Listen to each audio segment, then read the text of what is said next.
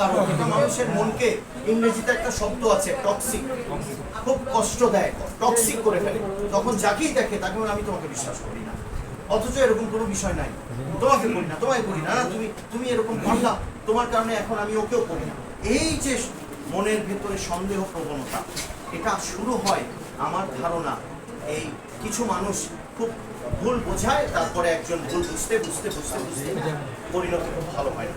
যাই হোক, রাজনীতিকে এত কঠিন কঠোর করে ফেলবেন না, সফট, একেবারে মন দিয়ে একটু দেখেন, মমত্ববোধ আনেন, একটা মানবতা বোধ আনেন। আমি আপনাদের রিকোয়েস্ট করছি, আপনাদেরকে এভাবে বলতে পারি যে আপনাদের অনেক হয়তো চাওয়া আছে রাজনীতি থেকে, আমার থেকে আছে, একে অপর থেকে আছে, মানে জগৎ থেকে আছে।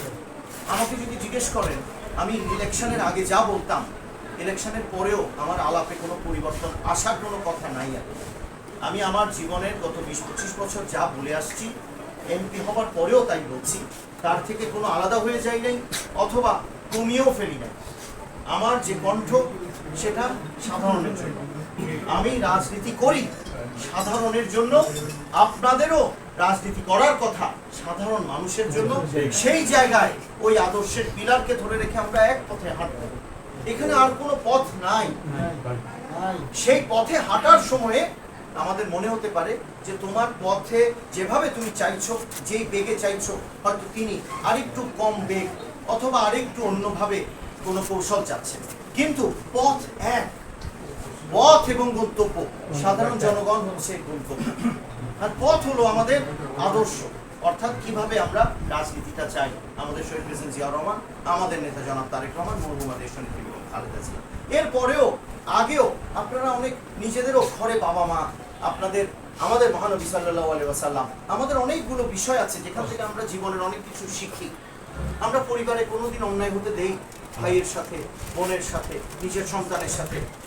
রাজনীতিতে কেন আমরা সারাক্ষণ ভাববো যে এর সাথে অন্যায় হোক, একটু ভালো লাগবে, ও একটু এটা হয়ে যাক, ওর একটু খারাপ হোক। আমরা এভাবে ভাবার কোনো সুযোগ নাই, দরকার নাই।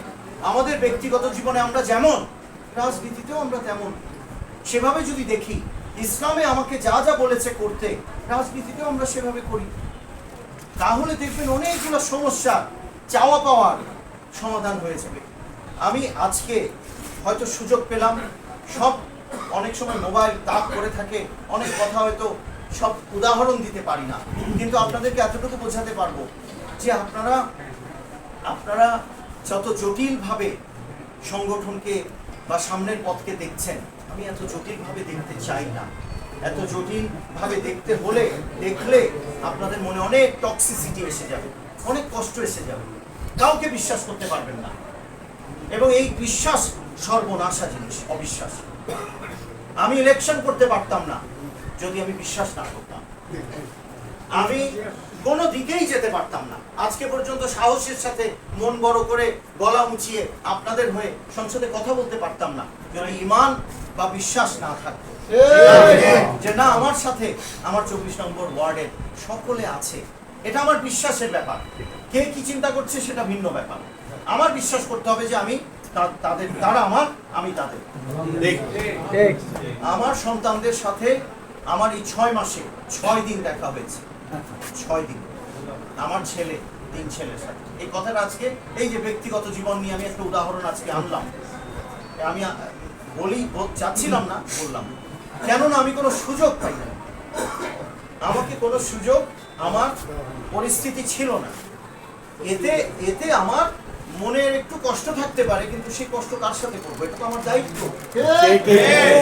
এবং আমি ধরে নিচ্ছি, আমি যেভাবে আমার বাবাকে, আমার 45 বছর, আমার 50 হলে ধরেন 5 বছর বয়স থেকে আমি যতটুকু দেখেছি তাকে, সেখানে আমি সহ্য করে নিয়েছি বাবা আমাকে সময় দিবে না, আমার মাকেই দেবে না, আমাকে কোথা থেকে দেবে, এবং আমার বাবা এটা করবে না আমাদের জন্য, ওনার মতো উনি থাকবে, আমাদেরটা আমাদের করে নিতে হবে। বিভিন্ন বিষয়, পড়াশোনা থেকে শুরু করে বিশ্ববিদ্যালয়, কোথায় যাব, কোনো